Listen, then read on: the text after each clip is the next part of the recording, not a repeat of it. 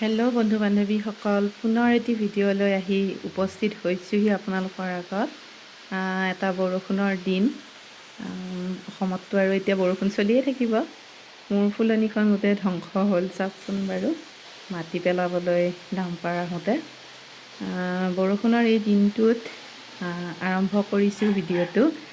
ৰ'ব মাজত দেখুৱাওঁ। এইজোপা পাত ফুল কি নাম বাৰু? দেখিব বৰ ধুনীয়া লাগে। চিলভাৰ। এয়া কেঁচা আম ৰুকি আনিছোঁ। স্কুলৰ পৰা আহি ভাত খাব লাগে, কিন্তু মই গা চা ধুই একদম আমহে ৰুকি লৈছোঁ। পিহনাখনত পিহি লৈছোঁ, দিছোঁ নিমখ, চেনি আৰু জলকীয়া। এতিয়া এয়া ভাত আৰু মই লগ লাগি খাম। তেতিয়াহ'লে খাই লওঁ। আকৌ বাৰু ইয়াৰ পিছৰ পৰিস্থিতিখিনি দেখুৱাই আছোঁ। যদি পেটৰ অসুখ নহয়, ভিডিঅ'টো ভালদৰে কণ্টিনিউ কৰি যাম। খাই লওঁ তেন্তে, ৰ'ব পৰা নাই, একদম লোভৰ পানী পৰি আছে আৰু জিভাৰ পানী পৰি আছে।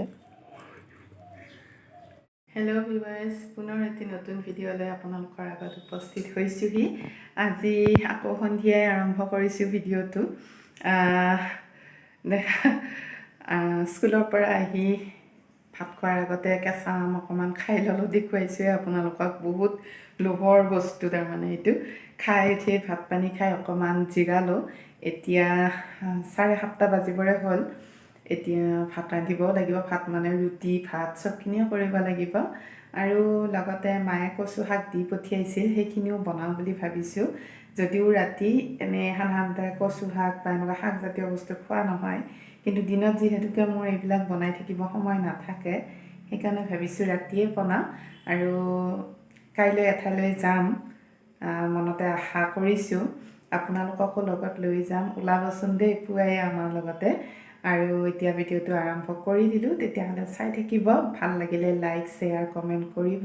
আৰু নতুন ভিউৱাৰ্ছসকলে ছাবস্ক্ৰাইব কৰি আমাৰ চেনেলটো ছাবস্ক্ৰাইব কৰি কাষত থকা বেল আইকনটো দবাই থ'ব, যাতে ভিডিঅ'ৰ ন'টিফিকেশ্যনবিলাক পাই থাকে। তেতিয়াহ'লে আহকচোন আৰম্ভ কৰি দিওঁ। এই কচু শাকখিনি মায়ে দি পঠিয়াইছে। মই যে বহুত ভাল পাওঁ, সেইকাৰণে লগতে কণ বিলাহী আৰু মধুসোলেং শাকো দিছে দাইলত দি খাবলৈ। কণ বিলাহী আৰু কচু শাকখিনি বনাম। মচুৰ দাইল তিয়াই থৈছোঁ 1 কাপ জোখত। আৰু কচু শাকখিনি ভালদৰে গৰম পানীত ধুই লৈ সেইখিনি মিহিকৈ কুটি ল'ম। গৰম পানীত নুধুলে অকণমান ভয়ো লাগে, খজুৱাব পাৰে বুলি। তথাপি ডিঙিত খজুৱাবই মোৰ, হ'লেও এইখিনি মিহিকৈ কুটি ল'লোঁ। আৰু কেৰাহীখন পাতি লওঁ। তাতে দি দিছোঁ সৰিয়হৰ তেল আৰু নিমখ, পিঁয়াজ নহৰু দিলোঁ, মচুৰ দাইলখিনি দি দিলোঁ, আৰু লগতে কচু শাকখিনিও দি দিলোঁ। কণ বিলাহীকেইটাতো দিবই লাগিব। আৰু এইখিনি নিমখ হালধি দি ধুনীয়াকৈ ভাজি লওঁ এতিয়া। কোনে কোনে এনেকৈ খাই ভাল পায় বাৰু? নিশ্চয় আটায়ে ভাল পায়। বিশেষকৈ আমি তিৰোতা মানুহবিলাকে কচু শাক খাই বহুত বেছি ভাল পাওঁ। এইখিনি নিমখ হালধি দি ভাজি লৈ গৰম পানী দি দিছোঁ, আৰু অকণমান আদা থেতেলিয়াই লৈ দি দিছোঁ। এইখিনি এতিয়া কিছু উতলিবলৈ দিম, ঢাকোন লগাই দিলোঁ। এইখিনি ধুনীয়াকৈ উতলিছে, আধা সিজিছেও। 2টা ঘৰৰে কেঁচা জলকীয়া ইয়াতে ফালি দি দিছোঁ। এইখিনি ধুনীয়াকৈ সিজি আহিছে। খাওঁ খাওঁ লাগিছেনে বাৰু দেখি? মোৰ হ'লে খাওঁ খাওঁ লাগিলেই। ইয়াতে এতিয়া এচামুচমান জালুকৰ গুড়ি দি দিওঁ। আৰু হৈ গ'ল মোৰ কচু শাকৰ ৰেচিপিটো। নিশ্চয় আপোনালোকেও এনেকৈ খায়। তথাপিতো জনাবচোন মই ৰান্ধোতে কেনেকুৱা হৈছে। গাইজ, এতিয়া ৰাতিপুৱাহে আৰম্ভ কৰিছোঁ। পূৰা গাড়ীৰ পৰা ওলালোৱেই আমি 5:30 বজাতে যাবলৈ। আৰু আপোনালোকো গৈ থাককচোন বাৰু আমাৰ লগতে।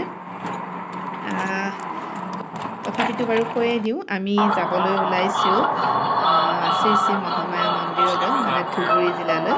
দৰঙৰ পৰা ধুবুৰী যথেষ্ট দূৰ হয়, তথাপিতো আজি পুৱাই ওলাইছোঁ। ধুনুৱে বহুত দিনৰ পৰা কৈ আছিলে। তেতিয়াহ'লে ব'লক দেখুৱাম আপোনালোকক। কি ধুনীয়া ৰাস্তা চাওকচোন বাৰু, আৰু চাৰিওফালে সেউজীয়া। আমাৰ অসমখন সঁচাই বৰ ধুনীয়া দেই। মই প্ৰতি মুহূৰ্ততে অনুভৱ কৰোঁ অসমৰ সৌন্দৰ্যৰ কথা। চাৰিওফালে সেউজীয়া গছ গছনিৰে আৱৰা আমাৰ ধুনীয়া অসমখন যেন এনেকৈয়ে থাকে। আমি আহি আহি প্ৰায় গন্তব্যস্থানৰ ওচৰ চাপিলোঁ।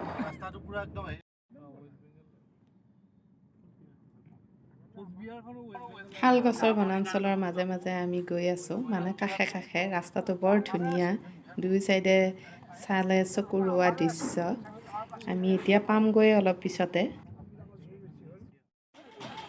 আমি এতিয়া মহামায়া মন্দিৰৰ মূল দুৱাৰ পালোহি, মানে গেট পালোহি।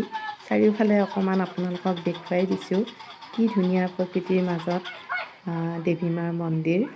বলকচোন বাৰু ওপৰলৈ যাওঁ। এয়া মূল মন্দিৰৰ সন্মুখত মই ভিতৰত অকণমান আন্ধাৰ বাবে হয়তো আপোনালোকে ধৰিব পৰা নাই।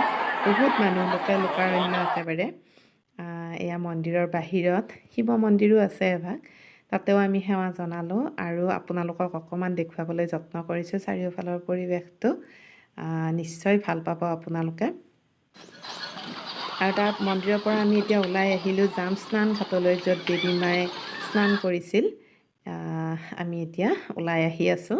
তাৰপিছত বাৰু বলকচোন স্নান ঘাটলৈ যাওঁ। বৰ লৰালৰিকৈ দেখুৱাইছোঁ, বহুত বেছি ভিডিঅ' কৰিবও পৰা নাই। বহুত মানুহ বাবে খোজকাঢ়ি এনেকৈ কেমেৰা লৈ অহা দিগদাৰো হৈছে, মানে মোবাইলটো লৈ। তথাপিতো আমি এতিয়া স্নান ঘাটলৈ গৈ আছোঁ। স্নান ঘাটত দেৱী মাই স্নান কৰিছিল বুলি কোৱা হয়। এয়া স্নান ঘাটৰ মূল প্ৰৱেশ দুৱাৰ। বৰ ধুনীয়া দৃশ্য, চাৰিওফালে ধুনীয়া মূৰ্তি আছে, বৰ ভাল লাগে। মন্দিৰ আছে, মন্দিৰৰ শংখ ঘণ্টাৰ ধ্বনি শুনিছোঁ। এয়া দুৰ্গা মাৰ মন্দিৰ আৰু চাৰিওফালে ধুনীয়াকৈ সজাই থোৱা আছে। একেবাৰে ভাৱ ভক্তি জাগি আহে আৰু আপোনালোকৰ নিশ্চয় ভাল লাগিছে। এইজোপা যে গছ দেখিছে, এয়া আৰ্টিফিচিয়েল হয়, মানুহে বনোৱা। তলত জীৱ জন্তুৰ মূৰ্তি কিছুমানো বনাই থৈছে। মই গছজোপা ভালকৈ দেখুৱাইছোঁ ৰ'ব, দেখিলে বৰ আচৰিত। ইমান ডাঙৰ গছ এজোপা কৃত্ৰিমভাৱে বনাইছে এইজোপা। আপোনালোকেও গ'লে চাব পাৰিব। এই গছজোপা একদম গুৰিৰ পৰা ওপৰলৈ কৃত্ৰিম, ক'তো মানে এয়া আচল গছ নহয়। চাওকচোন বাৰু, ধুনীয়াকৈ সজাই থৈছে চাৰিওফালে, পৰ্যটকে যাতে চাই আকৰ্ষিত হয়। এয়া দেৱী মাৰ পূজা চলি আছে, ইয়াতে দুৰ্গা মাৰ পূজা। আৰু আমি তাৰ পৰা ওলাই আহিলোঁ। এতিয়া নেতাই ধুবুনী ঘাট চাবলৈ যাওঁ, আপোনালোককো দেখুৱাম। ভিডিঅ'টো যদি ভাল লাগিছে লাইক কৰিব। এয়া নেতাই ধুবুনী ঘাট, বেউলা লক্ষীন্দৰৰ আখ্যানৰ সৈতে জড়িত এই ঘাট। এবাৰ দেখুৱাই দিছোঁ আপোনালোকক চাৰিওফালৰ দৃশ্যৰাজি। ইয়ালৈ মানুহে পিকনিক খাবলৈও আহে। তেতিয়াহ'লে নিশ্চয় আপোনালোকে ভাল পাইছে।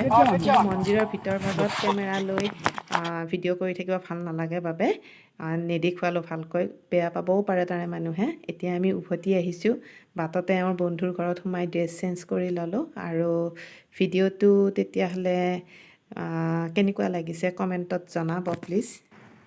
তেতিয়াহ'লে ভিউৱাৰ্ছ, এইখিনিতে ভিডিঅ'টোৰ সামৰণি মাৰোঁ। বহুত ভাগৰো লাগিছে, ঘৰ গৈ এতিয়াও পোৱা নাই, পাম অলপ দেৰিকৈ। তেতিয়াহ'লে আহিলোঁ।